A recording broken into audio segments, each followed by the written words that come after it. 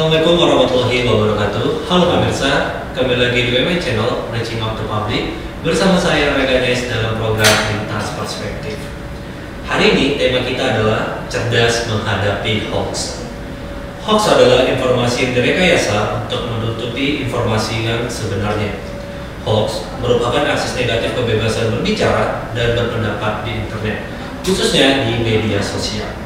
Untuk menanggapi hoax dalam sudut pandang hukum dan agama, sekarang kita sudah bersama Bapak Dr. Dhani Sintara, SHMH, selaku Dekan Fakultas Hukum UMN Al-Wasliyah, dan Bapak Dr. Aden Salim Dongoran, selaku Kepala Sekolah Madrasah Aliyah UMN Al-Wasliyah. Assalamualaikum Pak. Waalaikumsalam. Apa kabar Pak Alim? Sehat. Sehat dan alhamdulillah. Alhamdulillah. Nah, langsung aja kita Pak ke tema kita pada hari ini.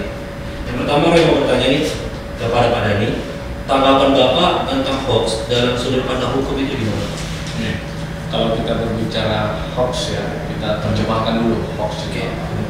Nah, dalam perspektif ilmu pengetahuan, hoax itu secara etimologi berasal dari kata hokus, artinya itu adalah mengelabui. Kalau kita tinjau dari Kamus Besar Bahasa Indonesia, hoax itu artinya adalah berita bohong. Kemudian kalau kita terjemahkan lebih dalam lagi, dalam kamus sains, hoax itu artinya adalah kebohongan yang ditujukan untuk perbuatan jahat. Artinya apa? Hoax itu adalah sesuatu yang jahat. Nah, kalau dia sesuatu yang jahat itu maka tentu dia harus didesain dalam sebuah aturan. Maka ada aturan main yang mendesain supaya kebohongan yang ditujukan untuk perbuatan jahat itu tidak dilakukan. Sebenarnya kalau kita dari perspektif hukum ya, ketika kita berbicara hoax, ada dua perspektif nih dulu. Pertama, orang mengatakan begini, ada dalam hukum itu the freedom of speech. The freedom of speech itu adalah hak kebebasan berbicara. Nah, itu yang selalu didengungkan sehingga orang bebas berseliweran mengungkapkan alam pikirannya yang dalam hal ini adalah secara virtual melalui dunia maya, yaitu melalui media sosial misalnya. Nah, kemudian orang jangan lupa bahwasanya the freedom of speech, hak kebebasan berbicara itu dia harus didesain dalam sebuah aturan main. Kita harus sepakat bahwasanya Indonesia ini adalah negara yang berdasar atas hukum. Itu secara yuridis konstitusional diatur di dalam pasal 1 ayat 1 Undang-Undang Dasar 1945. Nah, sebagai sebuah negara hukum tentunya ada aturan mainnya. Nah, terkait dengan hoax ini, terkait dengan yang lagi tren sekarang ini media sosial itu juga harus didesain dalam aturan hukum supaya apa? Supaya orang juga terlindung hak asasinya untuk tidak terkena dampak daripada berita bohong yang ditujukan untuk perbuatan jahat. Makanya pemerintah memframe dan membingkai bahwasanya supaya tidak terjadi perbuatan hoax itu ada aturan mainnya, yaitu diatur di dalam misalnya saat sekarang ini diatur di dalam Undang-Undang nomor 19 tahun 2018 tentang Undang-Undang Informasi dan Transaksi Elektronik. Ini apa?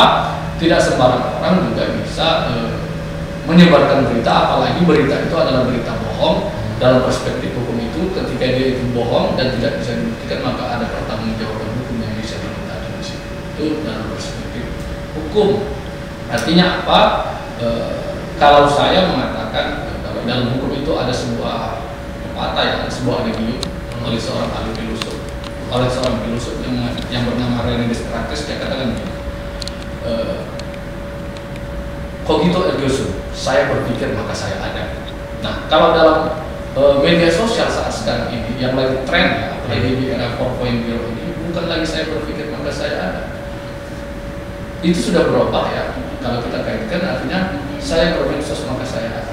Artinya apa? Disitulah orang saat sekarang ini mengaktualisasikan dirinya melalui media sosial, dia frame. Nah, tapi mengaktualisasikan diri itu jangan sampai membawa petaka. Kalau dulu ada pepatah kata orang tua itu adalah mulutmu adalah harimaumu, maka saat sekarang di era media sosial ini adalah jarimu adalah harimau. Saya pikir begitu perspektif. Berarti Pak, semua itu hoax itu berarti berawal dari media sosial Pak ya? Media sosial. Kalau dia hoax begini, kalau kita dalam lintasan sejarah ilmu pengetahuan perlu kita luruskan ya. hoax itu bukan dalam konteks media sosial, dalam lintasan sejarah, ilmu pengetahuan. Hoax itu pertama sekali itu digunakan oleh seorang profesor fisika. Oleh seorang profesor fisika, dia menggunakan nama samaran, nama samaran, lalu dia menulis di majalah social text.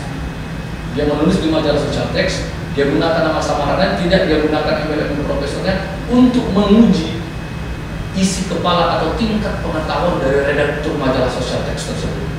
Yang dia tulis itu bohong, dan ternyata tulisannya itu mendapat pujian dari redaktur majalah social text itu, padahal yang dia tulis bohong. Nah, disitulah awal mula hoax itu berasal. Kemudian hoax itu kan mengelabui, itu pertama sekali ya, kalau kita mengutip Profesor Rehan Katali itu ya, hoax itu pertama sekali menurut beliau itu terjadi pada tukang sulap.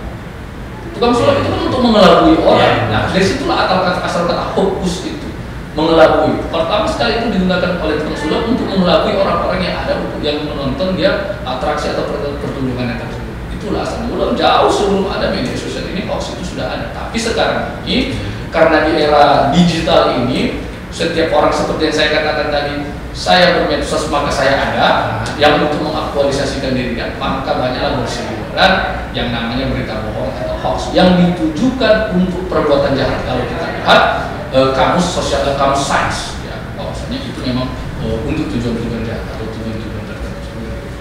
Baik Pak, terima kasih. Nah, untuk Bapak nih, kalau Bapak nih tentang hoax dalam pandangan Sumisel itu gimana? Oke, terima kasih. Assalamualaikum warahmatullahi wabarakatuh. Waalaikumsalam.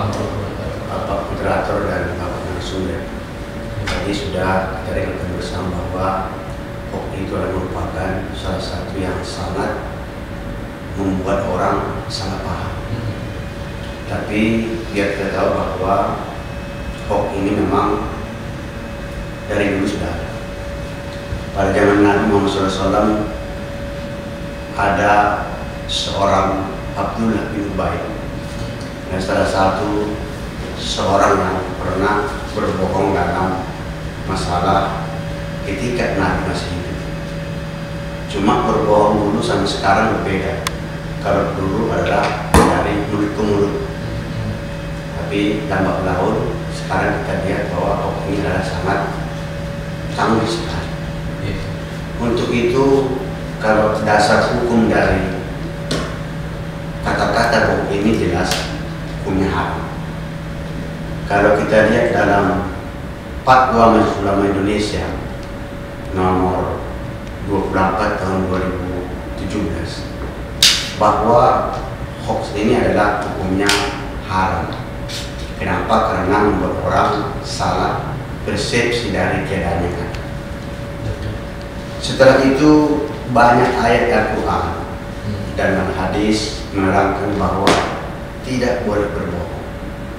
Kalau kita lihat dalam surah Al-Hujurat, ya ayyuhallazina amanu in ja'akum fasiqun binaba'in fatabayyanu. Hai orang-orang yang beriman, apabila datang kepada kamu orang fasik membuat suatu berita, fatabayyanu, teliti, harus diteliti. Betul nggak cerita ini? Betulkah berita ini dari orang yang bersangkutan?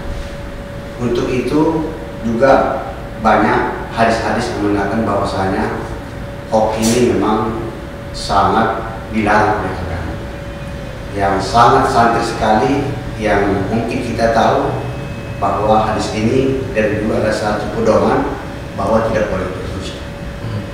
An Abi Hurairah ada Nabi SAW ayatul munafiqu salasa idza haddasa kadzaba. Jadi kata Rasul, tanda-tanda orang munafik itu, orang yang berbohong itu adalah idza haddasa kadzaba, apabila dia ngomong dusta. Jangan benar. Yang kedua kata Rasul, wa idza wa'ada ahlafa, dan apabila dia wajah wa'ada ahlafa, apabila dipercaya dia hilang. Dan yang ketiga, wajah keminahona, apabila diyakini bahwa kebenaran itu dia menyalahi. artinya adalah merupakan salah satu tanda-tanda orang yang berbohong itu adalah merupakan yang sangat dilarang oleh agama. Apabila kata-kata berbohong ini bisa berlanjut, maka akan dunia ini nanti semakin berbahaya, sehingga apa yang diucapkan oleh Allah dan Nabi terbukti bahwa sekarang itu adalah sudah menjamu daripada kata-kata hoax atau berbohong. Inilah salah satu dari dasar hukum bahwa tidak bolehnya kita melaksanakan kata-kata bohong yang kebetulan mungkin belum bisa kita pahami, sehingga harus diteliti bagaimana sebenarnya kebenaran dari berita itu sendiri. Inilah dikatakan Allah harus pada bayanu, harus diteliti sedemikian rupa apabila ada kata-kata orang kepada kita membuat makhluk, membuat manusia ini sehingga dapat menyalahi daripada Tuhan Allah. Ini dari spirit daripada agama, hukumnya jelas haram. Berarti Pak, memang dari zaman dulu, dari zaman Nabi kita ada apapun itu informasi, jadi terus tabayun dulu Pak. Iya, tabayun. Tabayun dan mencari informasi. Iya. Nah, tadi juga kita dengarkan tanggapan tentang hoax dari Bapak ini yang kita tahu di mana Islam sendiri memiliki hukumnya dan kita juga memiliki hukum negaranya itu sendiri. Jadi memang perspektifnya berbeda gitu. Nah, yang kedua Pak, saya mau bertanya ini kepada Bapak sekalian, bagaimana nih, Pak cara cerdasnya untuk melawan hoax ini? Mungkin dari Bapak dulu. Boleh. Yang pertama sebenarnya ini harus tanggung jawab bersama. Ya, oke. Masyarakat maupun pemerintah. Kalau pamannya pemerintah bisa mengadakan suatu hal atau penelitian kepada media massa bahwa media massa ini seharusnya ada orang yang bisa untuk melihat bagaimana sebenarnya berita itu, diteliti dulu baru disebarluaskan. Oleh sebab itu tugas kita dan masyarakat ini dan juga pemerintah memang betul-betul ekstra. Kalau tidak, nanti akan bangsa kita ini akan berbahaya. Untuk itu yang kedua adalah kita harus sering membaca. Membaca, baik dia membaca nasional, baik di surat kabar, media lain, ataupun memang buku agama. Jadi kalau kita membaca, berarti kita bisa melihat dan menilai bahwa kalimat ini betul, kalimat ini betul.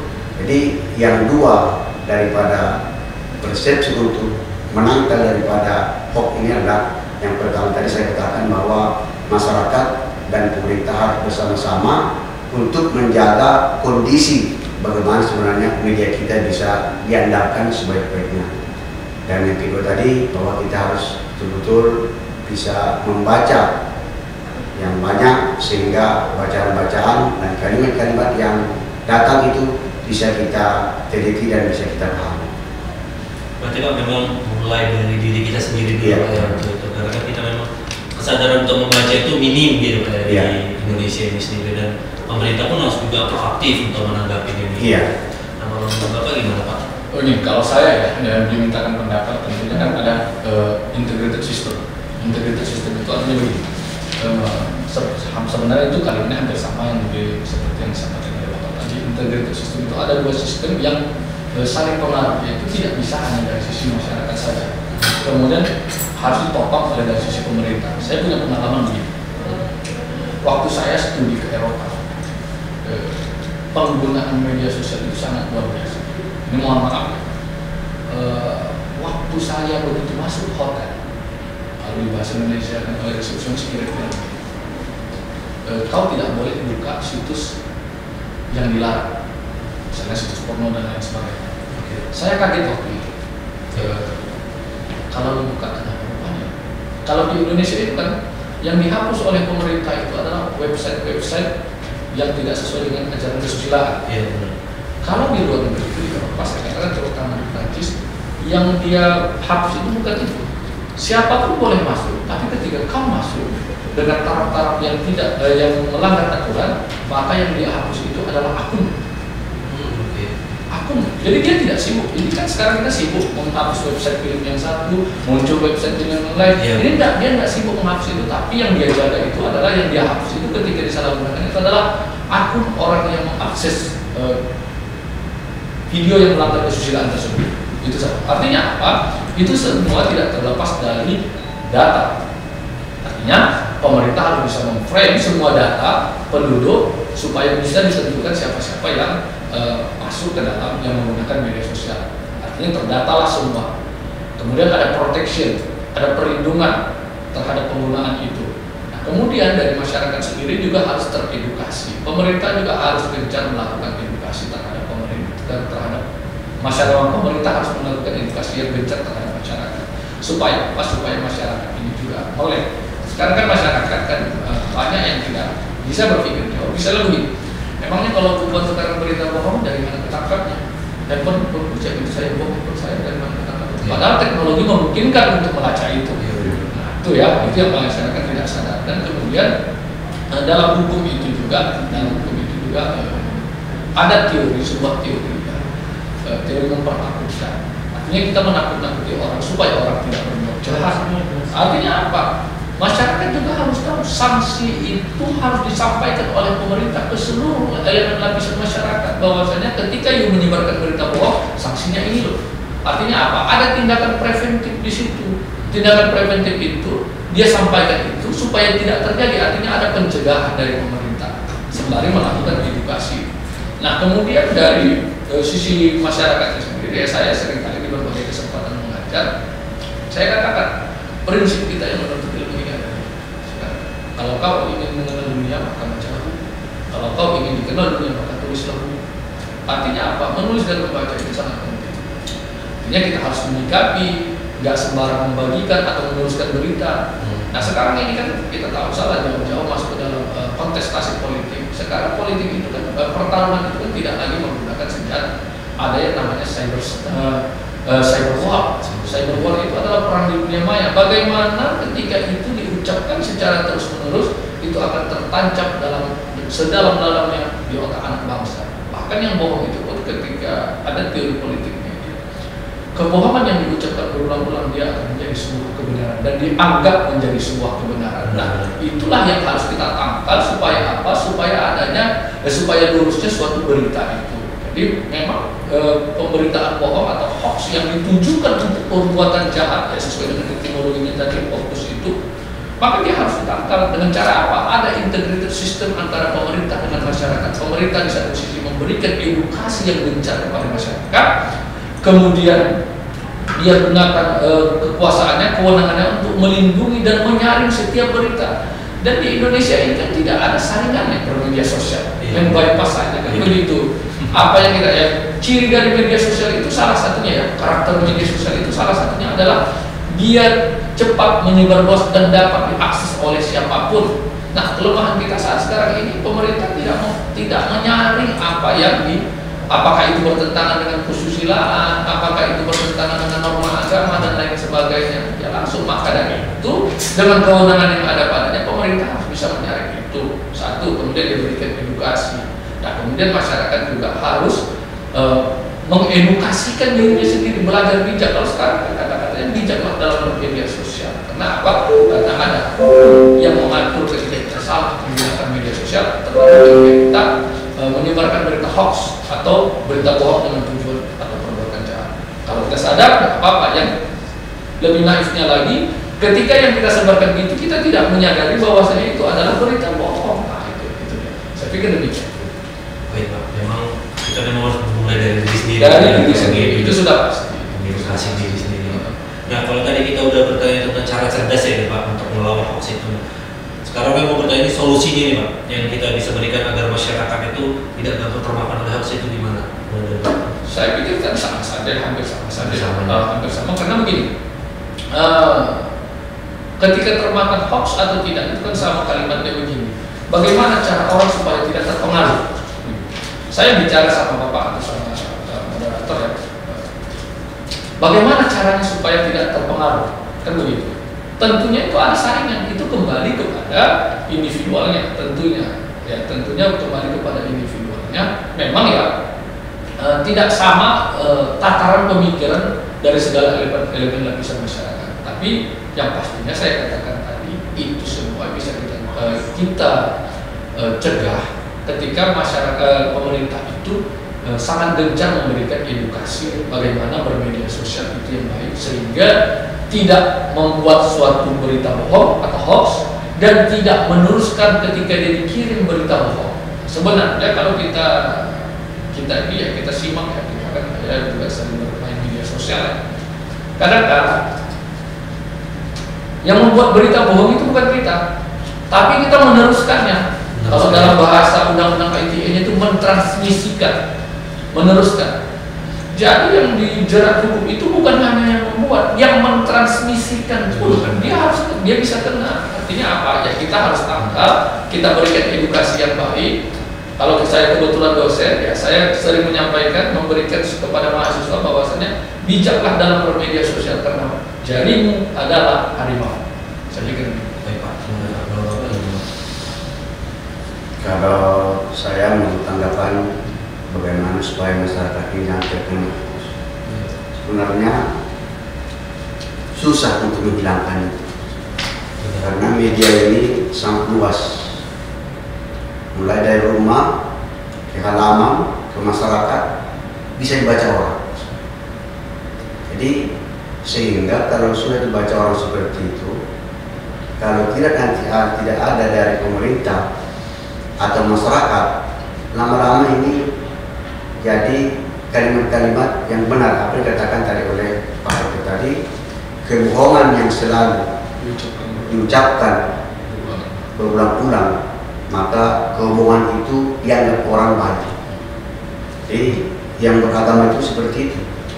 Kalau agama yang benar tidak diinformasikan, lama-lama agama yang benar itu hilang. Agama yang tidak benar kalau terus-menerus diinformasikan, sehingga anggapan orang bahwa itu adalah benar. Itulah. Jadi tergantung kepada kita sebagai pribadi dan juga kepada guru, terutama kepada anak kita, supaya sangat cepat untuk menerima daripada berita-berita yang sangat sekarang kita di Indonesia ini contohnya adalah merupakan kalimat-kalimat atau bahasa yang sangat kita takutkan.